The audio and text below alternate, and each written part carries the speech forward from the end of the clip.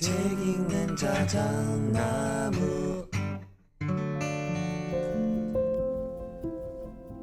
안녕하셨습니까? 모두의 아저씨 책 읽는 자작입니다. 오늘은 우리의 인생의 체급을 바꾸는 방법을 담은 특별한 책 소개해드리고자 합니다. 제목, 나는 나의 20살을 가장 존중한다. 지은이 이하영, 펴낸 곳은 토네이도입니다. 저자는 한겨울에 방 안에서 입김이 나올 정도로 가난했던 흙수저 출신에서 대한민국 상위 1%의 부를 이룬 의사이자 인생 멘토입니다.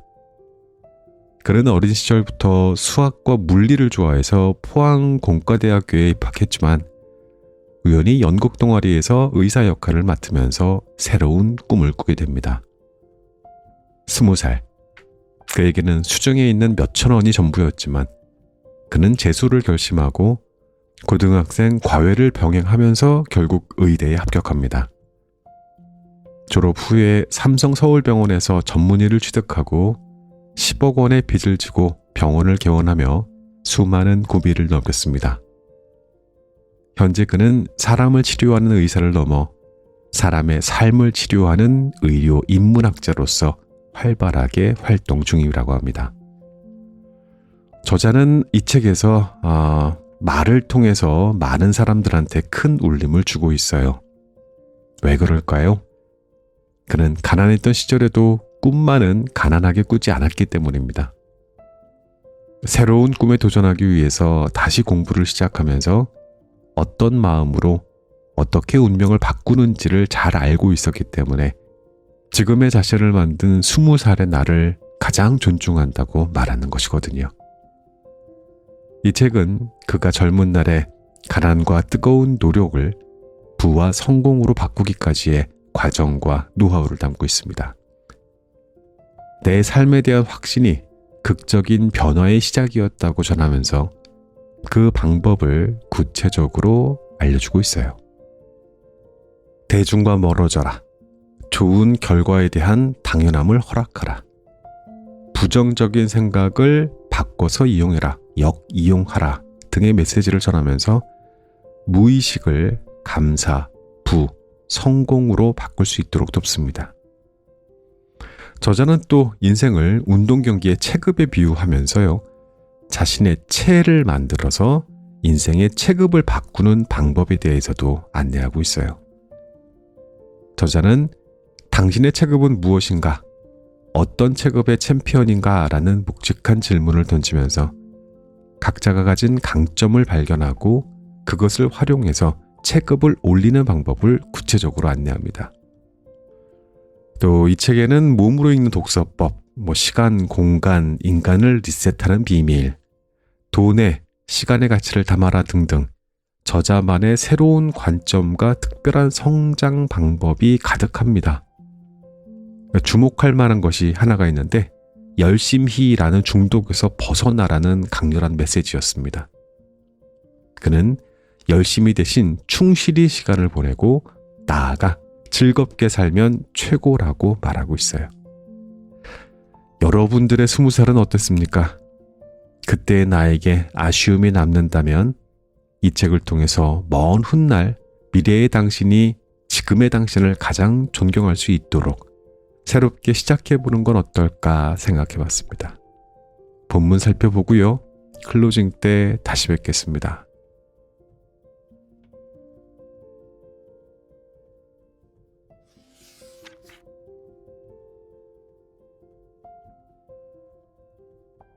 수술복을 입으면 수술하게 된다. 나는 20살에 잘 다니던 포항공대를 그만두고 재수생이 되었다. 1학년 기말고사를 앞둔 어느 날 의사가 되고 싶다는 생각이 들었다. 연극반 동아리에 정신과 의사역도 영향을 준 것 같았다. 3개월을 의사처럼 생각하고 말과 행동을 하다 보니 연극이 끝나도 그 느낌이 나를 감싸고 있었다. 1학기를 마치고 학교를 그만두고 재수를 시작했다. 걱정하실 게 뻔했기 때문에 어머니께는 말씀드리지 않았다. 어머니는 내가 대학에 입학했을 때 학비도 거의 들지 않고 기숙사비도 저렴한 학교에 들어가 무척 대견해 하셨다. 당시 공과대학은 포카서였다. 포항공대, 카이스트, 서울대 순으로 대학 순위가 매겨졌다. 그곳에 입학한 나는 어머니에게 큰 자랑거리였고 나 역시 학창 시절을 선물로 드린 것 같았다. 어린 시절에 큰 숙제를 끝낸 기분이었다. 그 이후로는 내 인생을 살고 싶었다. 처음으로 나 스스로 인생의 방향을 틀었다. 그리고 혼자 선택한 길은 내가 책임지고 나가고 싶었다. 지금 생각하면 그때의 내가 참 대단하다. 수중에는 몇천 원밖에 없었다. 막막했다. 재수를 결심했지만 돈이 없었고 책도 없었다. 잘 곳도 마땅치 않았다. 돈도 벌어야 하고 책과 참고서도 사야 했으며 당장 고시원도 구해야 했다. 고등학교 때 3년간 다닌 독서실이 보였다. 그곳과 최대한 가까운 곳에 고시원을 얻었다. 월 18만 원에 밥까지 주는 고마운 고시원이었다. 다음 날 눈에 보이는 전봇대마다 과외 전단지를 붙였다. 당시는 지금처럼 단속이 심하지 않았다. 전봇대마다 빼곡히 과외 구함이라는 전단지가 붙어 있었다.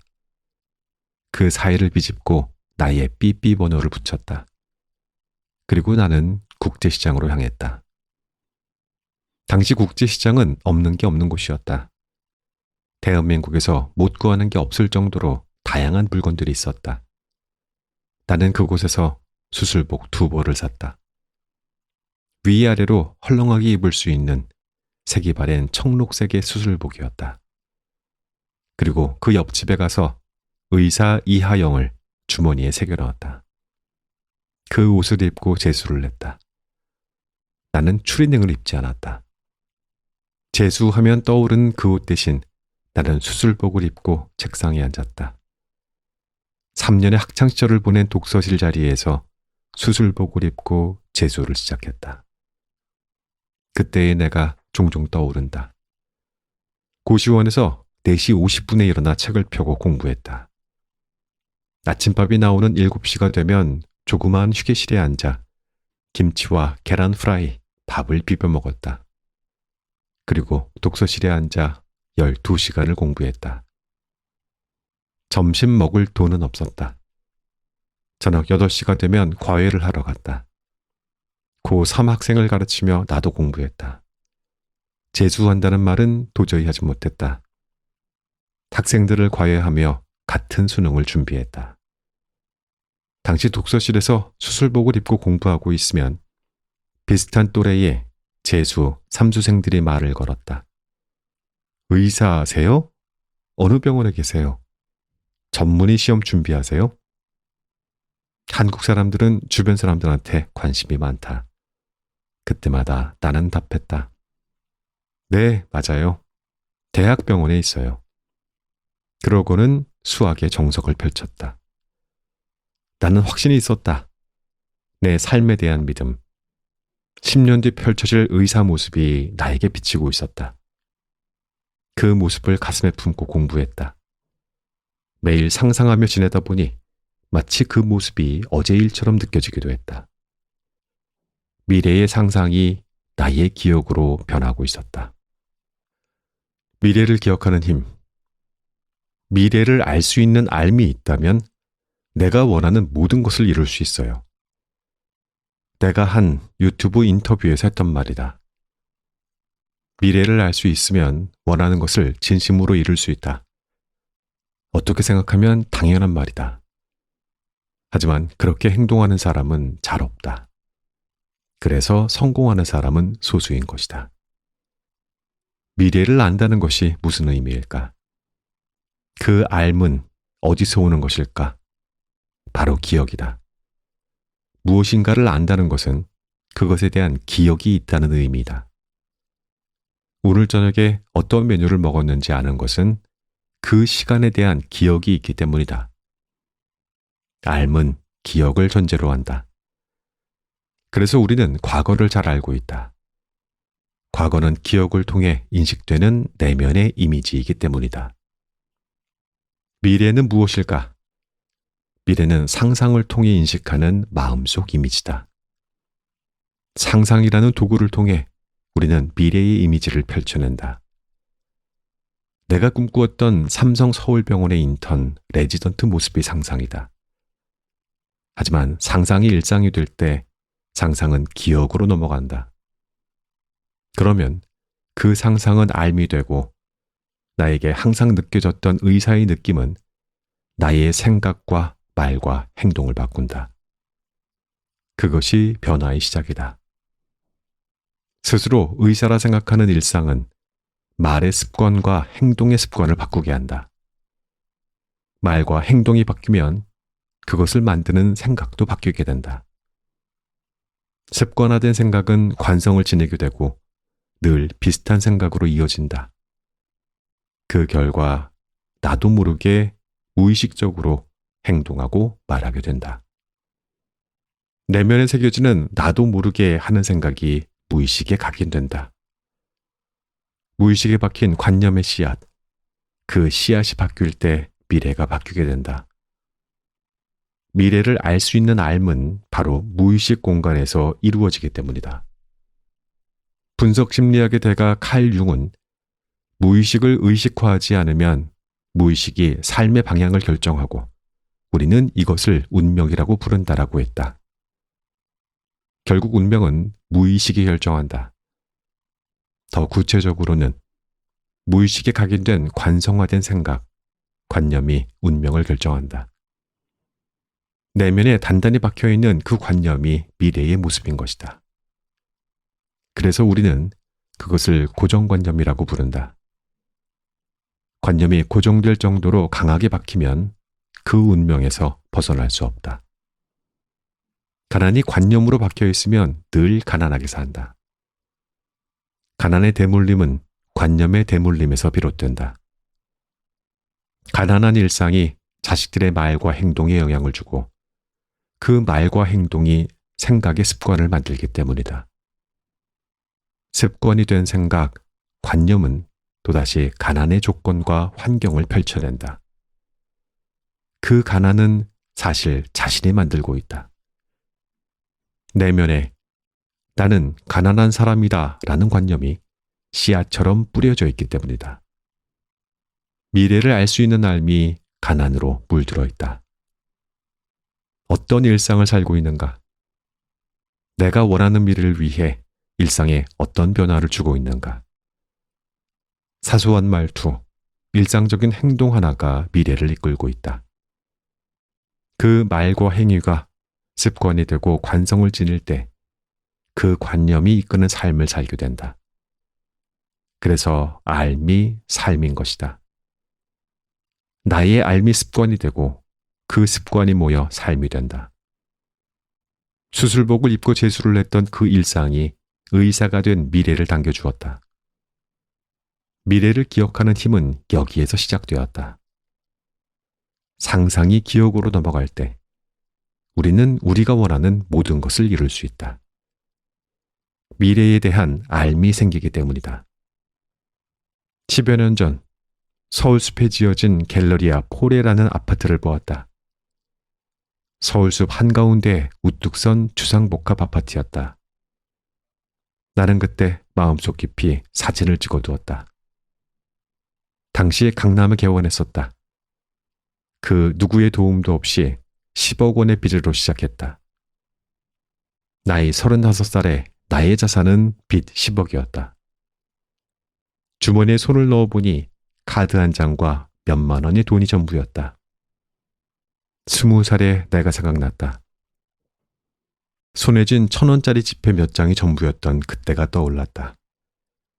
그리고 감사했다. 열심히 살아준 20살의 나에게 감사하며 웃으며 돌아왔다.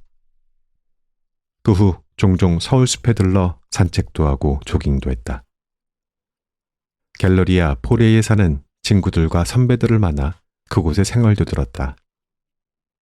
아파트 지하에 있는 중식당에 들러 식사를 하며 그곳에서 살아가는 삶을 상상하고 기억했다. 그 삶이 일상이 될 것 같았다. 그 삶이 나의 무의식으로 넘어가고 있었다. 그러면 알게 된다. 나는 이곳 서울숲에서 살게 되겠구나. 일상이 된 생각은 미래를 바꿀 수 있다. 이것은 막연한 망상이 아니다. 기억이 된 상상의 힘이다. 그것이 삶에 대한 깨달음이다. 그리고 세상의 진리다. 반드시 기억하길 바란다. 미래를 기억할 때 그 미래가 나에게 펼쳐진다. 인생은 이렇게 만들어가는 것이다.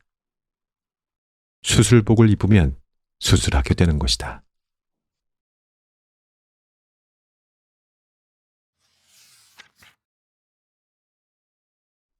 오롯이 삶을 즐기는 두 가지 방법. 사는 게 즐거워지는 두 가지 방법이 있다. 하나는 부처의 방식이고 다른 하나는 내 방식이다. 인류 역사상 깨달음의 최고 경지에 오르신 분이 있다. 바로 고타마 시다르타, 부처다. 그분이 하신 말씀이다. 일체유의법, 이어 몽환포영. 세상 모든 만물은 환영이라는 의미다. 세상은 하나의 꿈과 같다고 말했다. 세상은 실체를 가진 것이 아닌 환영과 같은 홀로그램이 펼쳐진 것이다. 비슷한 이야기를 한 또 다른 사람이 있다. 바로 테슬라 CEO 일론 머스크다. 세상이 시뮬레이션이 아닐 확률은 10억 분의 1이다. 세상이 진짜 현실일 가능성은 거의 없다는 이야기다. 이 세상은 실체가 없다고 역설하고 있다. 인류 역사상 깨달음의 최고 경지에 오른 사람과 세계에서 가장 많은 부를 이룬 사람이 같은 이야기를 하고 있다. 세상은 실체가 없으며 세상은 환영과 같은 것이다. 세상은 홀로그램의 한 장면이며 인생은 그 홀로그램이 합쳐진 한 편의 영화다. 삶이라는 스크린에 펼쳐지고 있는 100년짜리 영화가 우리의 인생이다. 나는 어릴 때 롤러코스터를 타지 않았다. 꼭대기에서 떨어질 때의 그 느낌을 견딜 수 없었다. 내 몸에서 장기 하나가 떨어져 나가는 기분이었다. 성인이 된 지금은 별 생각 없이 탄다. 몇 번 타보니 그 느낌이 전해주는 쾌감이 있다. 그 공포를 즐기게 되었다. 왜 그럴까? 롤러코스터가 롤러코스터임을 알기 때문이다. 이 사실을 알면 롤러코스터가 주는 공포를 즐길 수 있다. 인생도 마찬가지이다. 인생이 한편의 영화임을 알면 영화가 주는 고통과 시련을 즐길 수 있다. 어차피 영화인데 영화 속 장면에서 불과한 공포를 걱정할 필요가 없다. 영화는 그런 위기 장면이 있어야 한다. 오히려 자주 등장해야 재미있는 영화다. 죽을 뻔한 위기를 헤쳐나와야 더 재미있고 흥미진진해진다. 우리 인생도 똑같다. 인생에 고통과 괴로운 장면이 있어야 행복하고 즐거운 결말을 맞이할 수 있다. 영화는 즐거움만 있는 게 아니다. 그런 영화는 성공할 수 없다. 쾌락과 즐거움만 있는 것은 영화가 아니다. 인생이 영화임을 알면 그것이 주는 불안과 두려움을 즐길 수 있다. 우리가 슬픈 장면에서 눈물을 흘리는 이유는 하나이다. 슬픈 감정을 느끼기 위해서다. 하지만 시간이 지나면 더 좋은 일이 생기고 반전도 생겨 감동하기도 한다. 인생이 지금 슬프고 힘든 장면이 있다면 영화를 보듯 현실을 바라보자.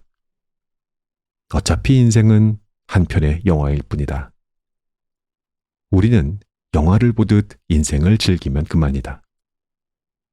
우리는 영화 속에서 힘들게 살아가는 주인공이 아니다. 느긋하게 팝콘을 먹으며 인생 영화를 즐기는 관객이다. 주인공인 영화가 아니라 관객으로 보는 영화가 나의 인생이다. 이 진리를 깨닫는 순간 사는 게 즐겁고 자유로워질 것이다.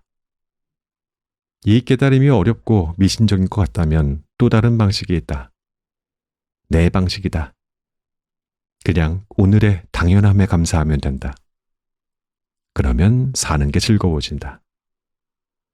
눈앞에 있는 세상에 감사해보라. 눈이 안 보이는 사람에게 기적 같은 일이다. 귀에 들리는 바람에 감사해보라. 귀가 들리지 않는 그 누군가에게는 기적과도 같은 일이다. 누군가와 통화하고 카톡하고 문자 메시지를 보낼 수 있는 스마트폰에 감사해보라. 너무나 당연한 일상이라 감사의 이유를 모를 것이다. 하지만 20살의 나에게는 상상할 수 없었던 당연함이다. 부모님과의 식사에 감사하라.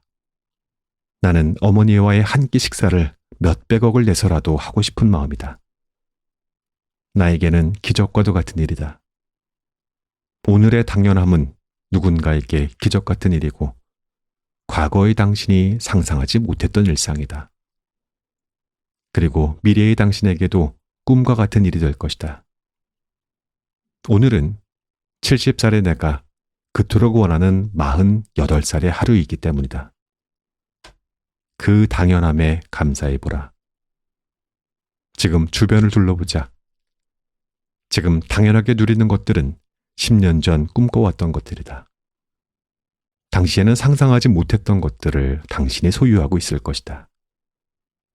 그 미래가 현실이 된 지금, 오늘의 당연함을 사랑하고 감사해보자. 그러면 사는 게 즐거워진다. 10년 뒤 지금 꿈꾸는 일이 이루어진다면 어떤 기분이 들까? 하루하루가 행복하고 하늘을 나는 기분이 들까? 절대 그렇지 않다. 과거에 그랬던 것처럼 미래에도 그것은 당연해질 것이다. 그러니 지금의 당연함을 감사하고 즐겨라. 그 느낌이 미래를 느끼는 방법이다. 지금 여기에 감사하기. 그 감사함이 일상이 되고 습관이 될 때 삶은 즐거워지고 미래는 달라진다. 원하는 방향으로 미래가 흘러가고 있음을 알게 될 것이다. 미래를 생생하게 느끼고 그 느낌을 기억할 때 미래는 이미 그렇게 존재하게 된다. 나는 지금까지 이렇게 살아왔고 앞으로도 그렇게 살 것이다. 지금까지 잘 살아왔으면 어제와 똑같이 살면 된다. 하지만 어제와 다르게 살고 싶다면 당연함에 감사하는 마음을 갖자. 사는 게 즐거워지고 영화를 보듯 삶을 즐기게 된다.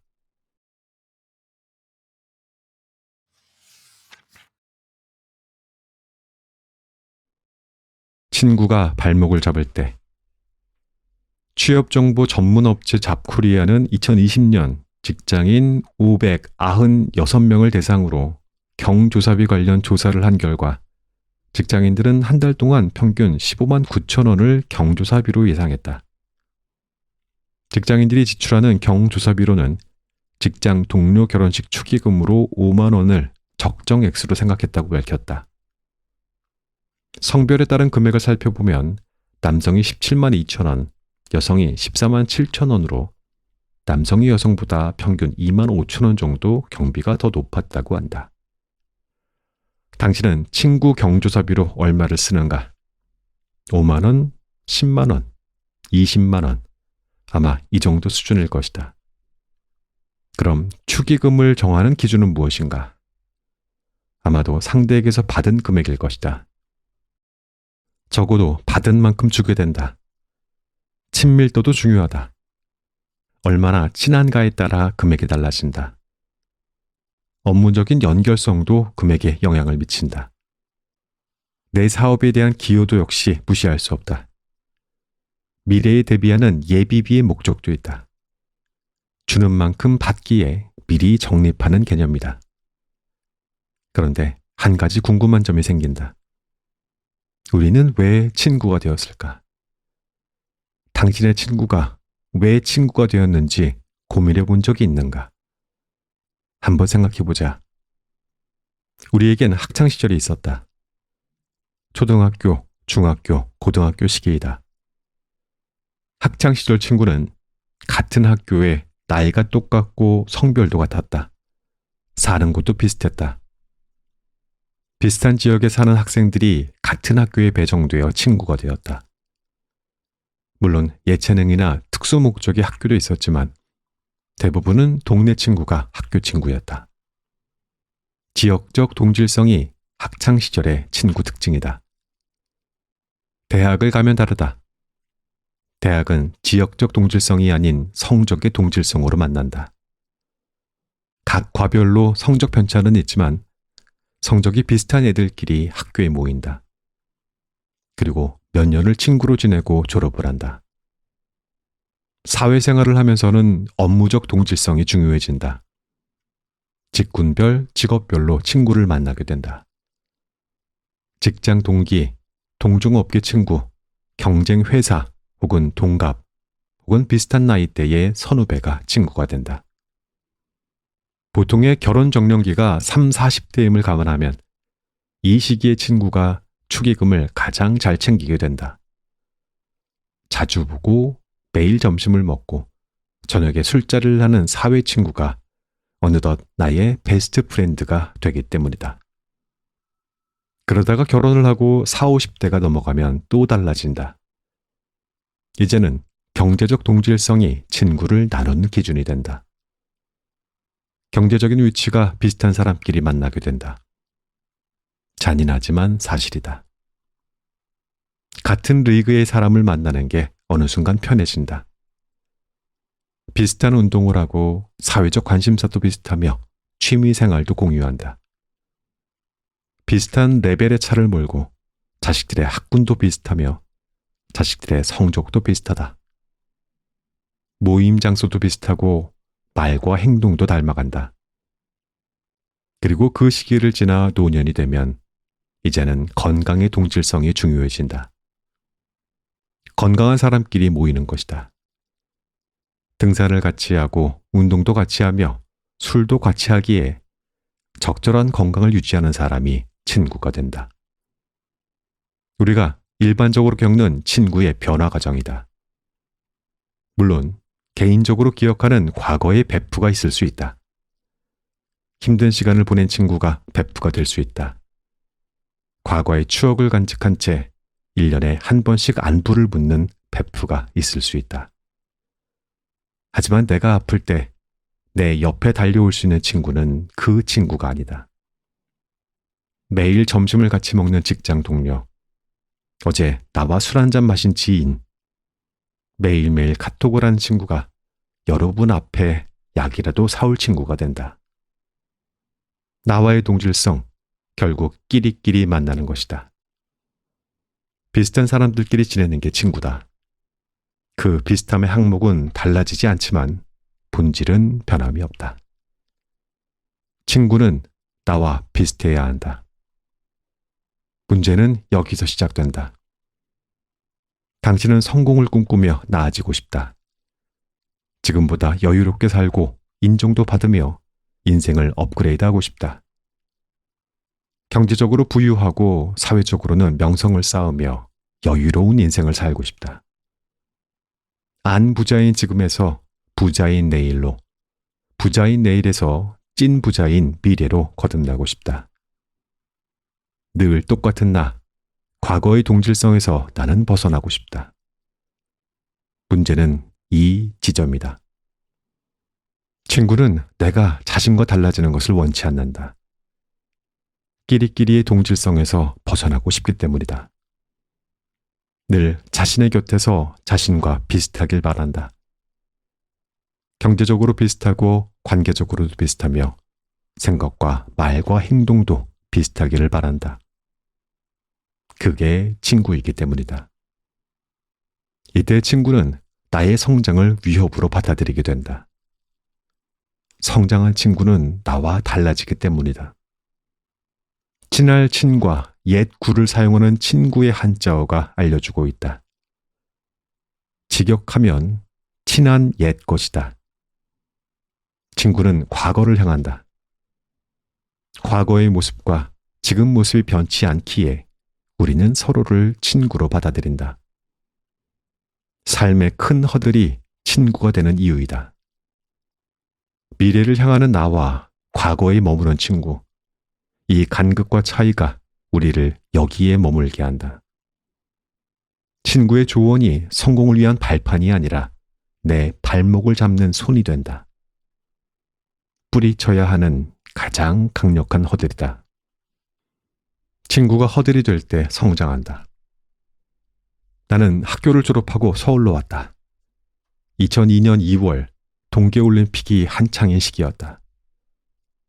어린 시절과 학창 시절을 모두 부산에서 보냈다.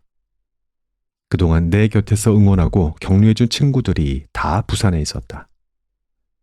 어머니도 부산에 있었고 이모와 삼촌들도 부산에 계셨다. 의과대학을 다니면서 옆에서 같이 공부하고 밤새워가며 족보를 외운 베프들도 있었다. 서울로 떠나는 나를 위해 친구들, 동생들, 그리고 동기들이 송별을 해주었다. 너무나 고마웠고 가슴 깊이 우리의 추억을 간직했다. 그들이 했던 말들은 지금도 머릿속에 남아있다. 뭐 타러 서울 가노? 부산에서 부산대 나왔으면 선배도 많고 편하게 지낼 수 있는데. 서울 가서 친구도 없이 외롭게 웃지 지내노. 네 서울 말도 못한다 아이가. 그냥 우리랑 부산에서 술도 마시고 지내자. 그리고 마지막 말. 엄마도 부산 계시잖아. 혼자 어떻게 지내시노? 그때 기억에 마음이 뭉클하다. 흔들리던 27살. 그때 모습이 다시 아련해진다. 당시 나는 마음속으로 되뇌었다. 아니, 다짐했다. 그리고 그들의 허들을 넘었다. 내가 성공해서 다시 연락하면 이들은 나를 반겨줄 것이다. 20년 뒤에 우리 다시 만나자. 아마 너희들도 성공했을 거야. 그리고 나는 그들의 연락처를 지웠다. 당신은 성공을 위해 친구의 연락처를 지울 수 있는가? 매일 카톡하고 통화하고 SNS로 서로의 안부를 묻는 지금의 친구를 지울 자신이 있는가? 아마 쉽지 않을 것이다. 인생의 허들은 쉽게 넘는 게 아니다. 친구는 여전히 소중하고 그들과의 추억은 따뜻하다. 나를 위해 조언해주고 충고해주고 술 한잔 사주던 친구 목소리는 여전히 나를 감싸고 있다.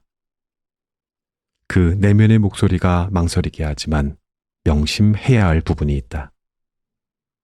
사실 사람들은 내 인생에 크게 관심이 없다. 그게 친구여도 마찬가지이다.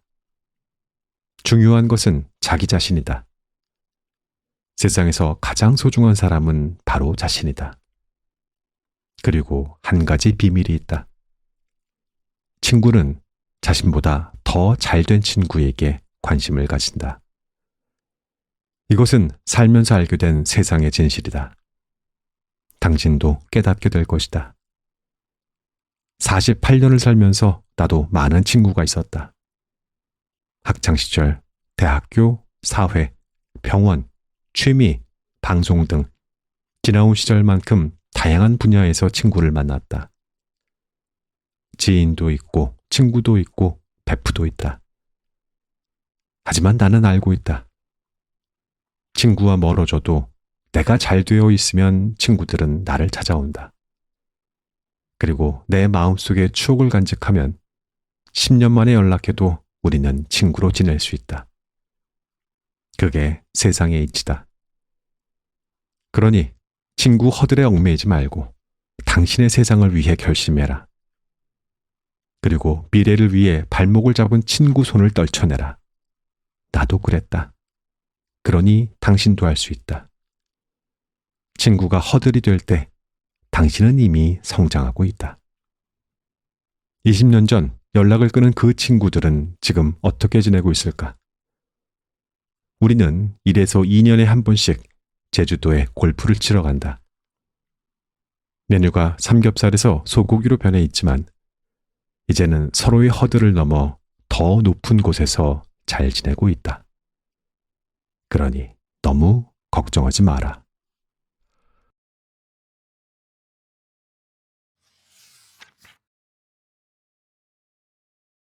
바다에 내맡길 때 헤엄칠 수 있다. 어린 시절 나는 바닷가 근처에 살았다. 내 기억에도 없는 4, 5. 그때는 백사장 바로 앞에 우리 집이 있었다. 지금은 유명한 관광 명소가 되었지만 어린 시절 광안리 바닷가는 쓰레기와 깨진 병들이 굴러다니는 그저 그런 곳이었다.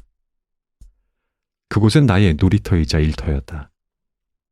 나는 거기에서 수영을 하고 모래성을 쌓았다. 씨름도 하고 술래잡기도 했다. 그러면서 물고기도 낚고 작은 개도 잡았다. 그것들을 모아 근처 식당에 팔았다. 하루 종일 잡은 걸 떡볶이 4개와 바꾸는 순간이었다. 그때 나는 경제를 배웠다. 떡볶이를 먹고 아이스크림을 입에 물고 집에 돌아오는 길, 바다는 언제나 달빛을 머금은 채 반짝이고 있었다. 친구들과 백사장을 뛰놀다가 온몸이 땀에 젖을 때는 팬티 하나만 입고 바다로 뛰어갔다. 그 흔한 튜브도 없이 구명조끼도 안 입고 파도를 맞이했다. 부서지는 파도를 헤치며 수영을 했다. 사실 헤엄을 쳤다. 지금처럼 우아하게 수영을 한 게 아니다. 수경을 쓰고 입으로 호흡하며 고개를 숙인 채로 하는 게 수영이다. 헤엄은 그렇게 하면 안 된다. 수영장에서 수영하듯이 헤엄치면 바다에서는 물에 빠지거나 물을 먹는다. 헤엄은 머리를 들고 다가오는 파도를 관찰하며 해야 한다. 적당할 때 코나 입으로 숨을 쉬어야 한다. 바다 수영은 파도의 흐름을 읽고 그 흐름에 몸을 맡긴 채 앞으로 나아가야 한다. 파도에 저항하거나 그 흐름을 거스르는 순간 몸은 가라앉고 또 한 번 물을 먹는다. 나를 내려놓고 바다에 내맡길 때 헤엄칠 수 있다. 세상의 이치도 똑같다. 삶은 우연이고 인생은 운이다. 내가 생각하고 계획을 세우고 노력도 하지만 노력의 결과는 세상이 만들어낸다. 세상이 그 결과를 책임진다. 그리고 그 세상은 우리의 무의식을 만들고 있다. 내 안에 가득한 무의식의 씨앗들, 그 관념들이 나와 세상과 현실을 만들고 있다. 바다에 오면 알 수 있다. 바다가 만들어내는 거대한 파도, 그 파도가 나의 세상이고 나의 현실이다. 그 파도 위에서 수영하는 많은 사람이 보인다. 수영장에서 배운 대로 접영을 하고 파도를 헤쳐나가는 멋진 남자가 보인다. 그 옆에서 수영하는 사람도 있다. 하지만 얼마 지나지 않아 파도는 그들을 받아주지 않는다. 이내 물을 먹고 수영을 포기한다. 그들을 바라보며 젊은 시절에 내가 떠오른다. 열심히 노력했지만 조금 더 나아가지 못했던 20대의 나에게 꼭 말해주고 싶었다. 너를 믿지 말고 세상에 맡겨봐. 바다는 수영하는 게 아니었잖아. 헤엄치는 거였어.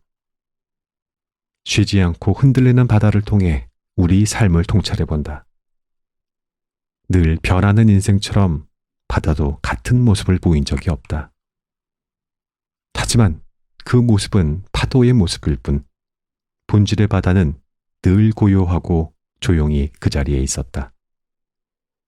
우리 삶을 만드는 무의식처럼 바다는 무한한 가능성을 품은 채 내 마음속에도 자리 잡고 있었다. 우리 마음속에는 바다가 있다. 우리의 70%가 물인 이유다. 우리는 몸이 아닌 물이다. 30%의 몸과 70%의 물이 섞여 있다면 우리는 물인가 몸인가? 바다에서 시작한 물이 바람을 거쳐 대지로 내려와 우리 몸을 만들고 있다. 우리 몸이 세상인 이유이다. 우리는 세상과 연결되어 있다. 지구의 70%가 물이라는 사실은 그래서 더욱 철학적이다. 얼마 전 바다를 보러 갔다. 출렁이는 파도에 갈 곳을 잃은 채 떠다니던 빈 페트병이 보였다. 목표를 잃은 채 갈 곳 없이 떠도는 우리 시대 청춘을 닮았다. 하지만 나는 이제 안다. 그 흔들림 밑에는 언제나 그 흐름을 만드는 심연의 바다가 있다. 그 심연의 바다가 내 안에도 있다. 그 무의식이 만드는 나만의 세상, 그 바다를 바라본다. 일렁이는 파도 속 무한한 가능성의 공간이 보인다. 그곳에 나의 미래가 보인다. 그렇게 나는 바다와 하나가 된다.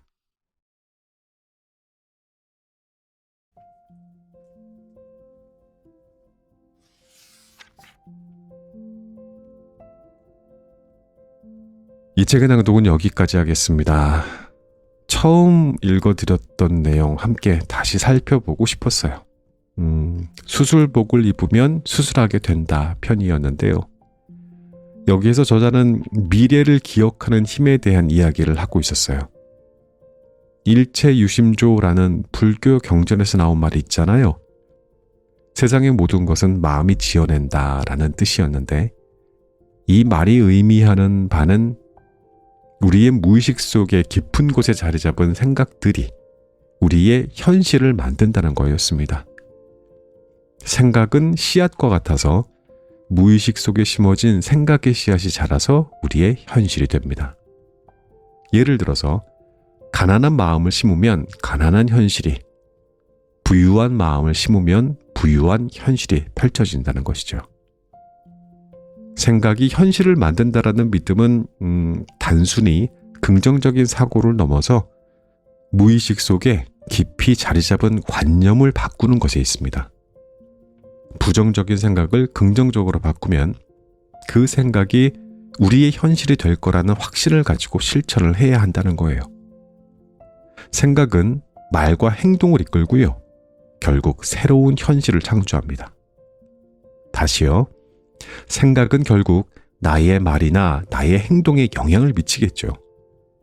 그렇게 영향을 끼친 행동은 원래 생각했던 그 현실을 목표로 달려가게 되니 결국 그 꿈을 이루게 된다는 겁니다. 그러니 이 말은 참말로 맞습니다. 생각은 그것을 현실로 바꾸거든요. 무의식 속에 심어진 씨앗을 바꾸고 싶다면 원하는 미래의 모습을 구체적으로 상상해 보는 겁니다. 그 이미지를 무의식에 새기도록 노력해야 합니다. 과거의 실패와 현재의 부족함을 넘어서 새로운 현실을 만들기 위해 우리 모두 무의식의 힘을 활용해야 한다는 겁니다. 그리고 친구가 허들이 될 때 챕터도 참 할 이야기가 많았습니다. 우리는 다양한 시기에 서로 다른 기준으로 친구들을 만나게 됩니다. 학창시절은 지역적인 동질성, 대학시절은 성적의 동질성, 직장 생활할 때에는 업무의 동질성 등등의 기준으로 친구를 사귀게 됩니다. 이런 과정에서 친구는 우리의 안정적인 지원이 되어주고는 했어요. 사회생활을 하면서 경제적인 동질성이나 또 나이가 많이 들어서는 이제 건강의 동질성 같은 새로운 기준이 중요해지면서 친구 관계에도 이제 변화가 생긴다고 저자는 말합니다. 그런데 인생에서 크게 성장하고 싶을 때 친구가 그 성장의 허들이 될 수 있다는 이야기입니다. 허들, 장애물이나 걸림돌 같은 거죠. 예를 들어서 저자가 서울로 이사를 가려고 이제 한다고 했을 때 부산에 남아있던 친구들이 그랬다는 거예요. 왜 가려고 하냐? 이렇게 말렸다는 거죠. 이 친구들은 변함없는 과거의 동질성을 저자에게 원하지만 저자는 미래를 향해서 나아가고 싶어 했다는 겁니다. 이때 친구의 의견이 당신의 발목을 잡는 것처럼 느껴질 수 있다고요. 친구의 입장이 이해가 안 되는 건 아니에요. 내가 사랑하고 좋아하는 친구를 이제 자주 만날 수 없다고 하니까 그럴 수 있죠. 그런데 진정한 성장을 위해서는 때로는 과거의 친구 관계를 뛰어넘어야 될 필요가 있다고 했어요. 이것은 매우 어려운 결정일 수 있지만 성공적인 미래를 위해서 필요한 조치일 때도 있다고요. 친구는 우리 인생에서 큰 행복의 원천이 될 수도 있지만 개인의 성장과 발전을 위해서는 때로는 과감한 결정을 내려야 할 때도 있다. 미래를 향한 여정에서는 그 끼리끼리의 편안함을 넘어서야 한다고요. 자신의 발전을 위해서 새로운 경로를 선택하는 용기가 필요하다는 저자의 의견, 아주 크게 공감했습니다. 그런데 이게 친구뿐일까요? 가족도 그럴 수 있습니다. 내 사랑하는 가족을 위해서 내가 그들이 뛰어넘어야 하는 걸림돌은 되지 말아야겠다라는 결심. 네, 불끈했습니다. 우리 절대 허들이 되지는 말아야겠어요, 그들에게. 아무리 우리가 그들을 사랑해서 곁에 두고 싶어도 누군가의 성장을 막는 행동은 말아야겠죠. 아이고, 저 요즘 왜 이러죠? 점점 오프닝과 클로징에서의 멘트가 길어지고 있습니다. 이 방송 분량에 대한 욕심을 내고 있는 스스로를 발견하고 합니다. 저한테는 바람직한 일인데 이 즈음이 되면 또 우리 작은 나무님들이 아이고 자장님 수다가 너무 많으니 자중해 주십시오 할 때가 되었단 말이죠. 그럼 수다스러운 자작은 이만 물러가고요. 여러분들이 좋아하는 엔딩 음악 듣는 시간입니다. 차분히 음악 즐기면서 오늘 들었던 책 내용을 다시 한번 떠올려 보십시오. 나무님들, 사랑하는 나의 나무님들, 요즘 댓글 너무 안 적어주시는 거 아시죠? 아니 정말 다들 이러시깁니까? 궁금하고 걱정하고 있어요. 요즘 뜨막했던 나무님들 긴 것도 안 바래. 그냥 나는 잘 있다 오바 이렇게만이라도 적어주십시오. 그래야 걱정을 안 하죠. 아셨죠? 그런데도 소식을 안 주시면 어떡하지? 그냥 파업을 해버릴까? 아니 협박을 하는 건 아니고요. 뭐 할 수도 있지 뭐. 파업 승질나면 하는 거죠 뭐. 안 그렇습니까? 꼭 댓글 하나씩 남겨주세요. 잘 지내고 있다고요? 그러면 충분합니다.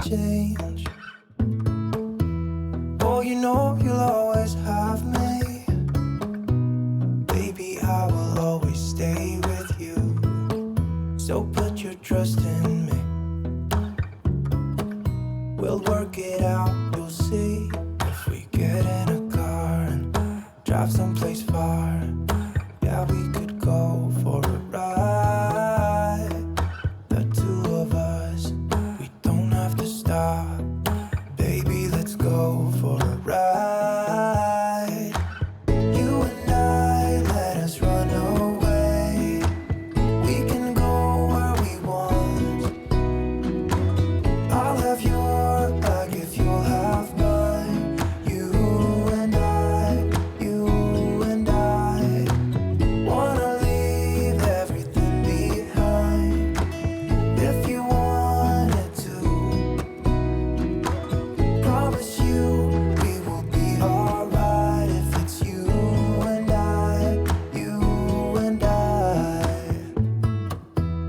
want you to myself. We can stay in hotels, just living off the edge. Only good times ahead.